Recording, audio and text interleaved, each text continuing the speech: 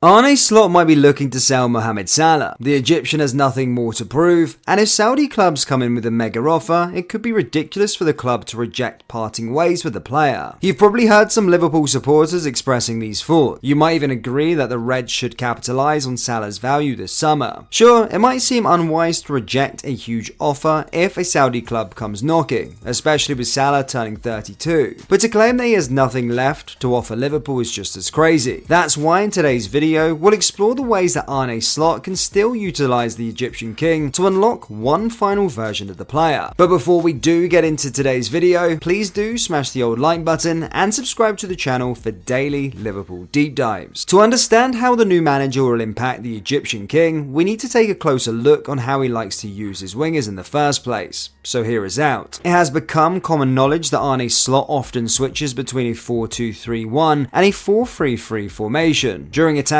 phases, his team typically lines up in a 3-2-5 or a 2-3-5 shape depending on the opposition and whether the goalkeeper is involved in the build-up. But the main theme is that Slot likes to attack with 5 or even 6 players at times. For our main focus, the wingers, Slot encourages them to stay high and wide. He likes these players to be direct, fast and has the ability to take on their markers. By keeping them wide, this approach stretches the opposition's backline and creates space in central areas for advancing midfielders to attack. By doing this, every offensive zone is occupied, making it difficult for the opposition to overload the forwards. When it comes to playing with the ball, Slot aims to put his wingers in one-on-one situations with their opponents as much as possible, and as we said, he encourages them to take on their markers and attack aggressively on both flanks. This strategy is quite similar to how Klopp used Salah, Firmino and Mane before. But that's not all. With midfielders occupying central areas and making runs into half spaces, the wingers can combine with these players to unlock the opposition's back line. So how does Salah fit into all of this? Well, his current role of being a winger wouldn't need to change much. All he has to do differently in order to become a Slot type winger is to stay wider than usual. But can he take on defenders as frequently as Slot wants? This is the main question. We all know that in recent years, Salah has become more of a ball-to-feet winger rather than someone who makes running behind to exploit spaces. And as shown in the graph, the Egyptian king's dribbling, carrying and offensive actions have decreased over the past 3 campaigns, making him less of a threat in 1v1 situations. This decline could be due to age and the physical demands of Klopp's style taking their toll on the players after all these years. It's also because of a slight change in his style, and he has become more of a creator than a direct threat. But hold on a minute. While Salah might not take on opposition players at every opportunity, his creativity and ability to combine with teammates can make up for this and even be maximised from the wing under Slot. As you saw in the graph, Salah's expected goals and expected assists peaked last season. His key passes also seen a huge boost compared to the previous 2 campaigns. In fact, compared to other Premier League players, not just wingers, Salah's creative numbers per 90 minutes are off of the charts. He ranks 2nd for most key passes,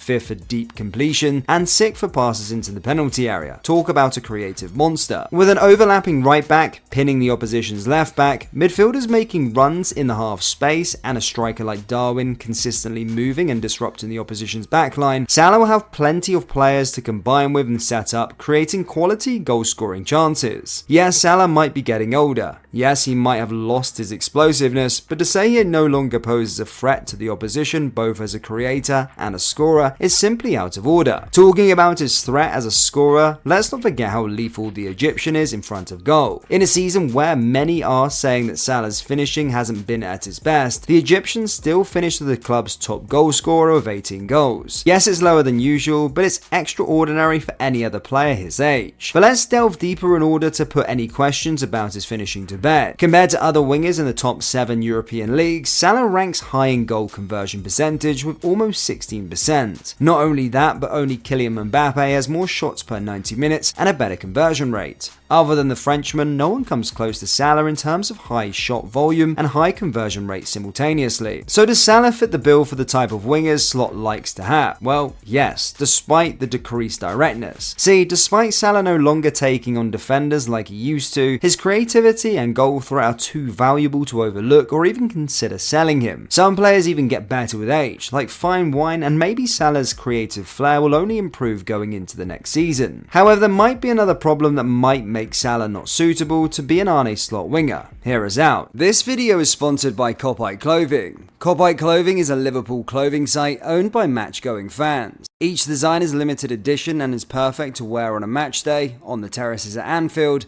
down your local, or cozy in the comfort of your own home. As stated, each design is limited edition, and if a product is showing out of stock, they will not be restocking the item, so if you have your eye on something, grab it fast. Lastly, Clothing wants fellow Reds to be 100% satisfied with their orders, so if there is a reason you're not happy, they will refund you with no questions asked. Head over to clothing.com or down into the link in the description to get all of your Liverpool merchandise. Anyway, let's get back into today's video. There's no doubt that Salah will be an important tool in the attack, but what about defending? This is where it gets interesting, so bear with us as we explain. Throughout his Liverpool career, Jurgen Klopp almost always pressed with a three-man front line, from his early days with the 4-2-3-1 to his latter use of the 4-3-3. While the intensity and aggression of the press are similarities between Klopp and Slot, it's the structure that's different. Feyenoord's shape transforms from a 4-2-3-1 to a 4-4-2 high press, with the striker staying high and the number 10, who is Stengs, advancing alongside Jimenez to form an initial pressing line. Meanwhile, the wingers drop back to midfield to provide more covers in the wide areas. This is why Slot often substitutes his wingers off. They are tasked not only with intense pressing, but also with covering the space behind and doubling up on the offensive players in the defensive third. Each winger is expected to put in a solid shift every single game. Now, you wouldn't expect Salah to be working this hard, especially with him getting older and his physical levels dropping. In fact, Salah's defensive work rate has been among the lowest in the Premier League in the past season. As you can see in the plot graphs, Salah's defensive duels per 90 minutes are rock bottom compared to other Premier League wingers. So, wouldn't that make Liverpool's right-hand side more vulnerable? Of course it would. With Salah unable to cover that much ground, it will make it a lot easier for opponents to bypass the press and cut through the block, especially on the Reds' right-hand side. And obviously Salah isn't going to magically regain his physicality and start pressing more intensely. So what's the solution? We think we might have something to propose to you. We just mentioned how Feyenoord's shape changes to a 4-4-2 with the number 10 joining the striker to form an initial pressing line. So what if Salah becomes the number 10 for Liverpool? All the traits we discussed earlier, Salah becoming more of a ball-to-feet player, his off-the-charts creativity, and his threat in front of goal make him a perfect candidate for the number 10 role in Slot's 4-2-3-1 formation. And naturally, playing in that position, Salah wouldn't be tasked with working tirelessly for 90 minutes. So to understand how Salah's conversion from right wing to a more central role might be the solution, we need to explore how Slot actually uses his number 10, so bear with us as we explain. Calvin Stengs, who is deployed as a free roaming playmaker under Slot, used to be a right winger for his previous clubs AZ Alkmaar, Nice and Royal Antwerp. So it wouldn't be a new thing for Slot to convert a player from the wing to the central spaces. As we said, Slot has been using Stengs more centrally at Feyenoord, perhaps because Stengs is a tall, lanky player who isn't as fast as Slot likes his wingers to be. That's why Slot has put him in the number 10 role, where he moves across the front 4 positions in a 4-2-3-1 shape and also drops into the number 8 role when rotations allow. Stengs also gets between the goalposts and close to the box, allowing him to influence the game more heavily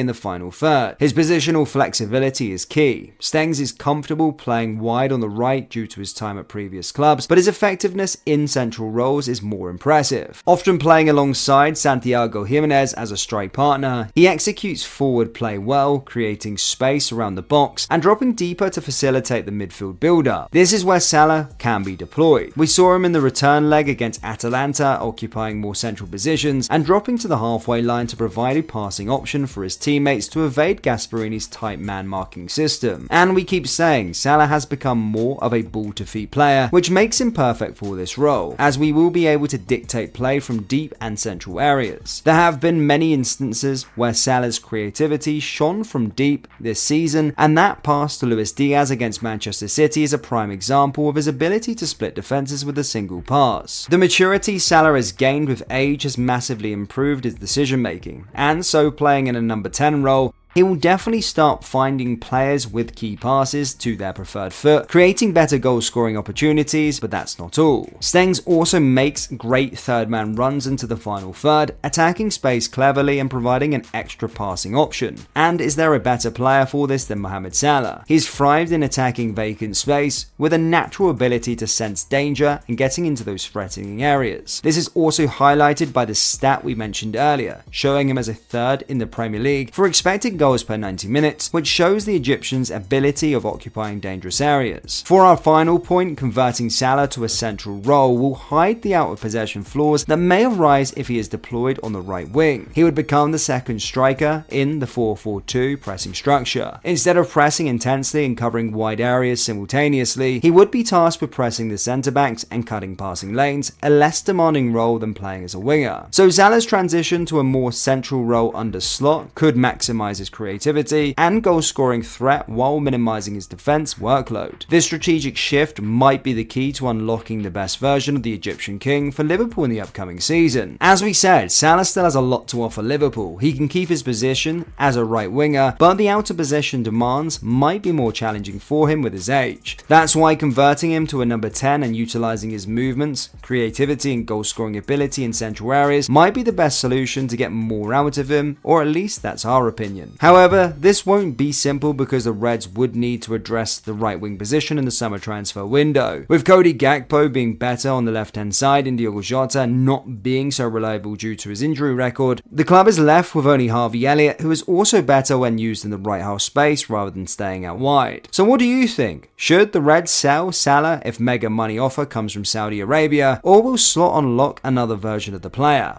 Do you think the Egyptian should remain on the wing, or would it be better to convert him into a number 10? If that's the case, who's the right winger that the club should target? Yes, there's so many questions surrounding the Egyptian king, and that's why we're eager to know your answers. Let us know your thoughts in the comment section below, and don't forget to hit the like and subscribe button for more Liverpool deep dive content. Thank you guys, I'll see you next time. Take care.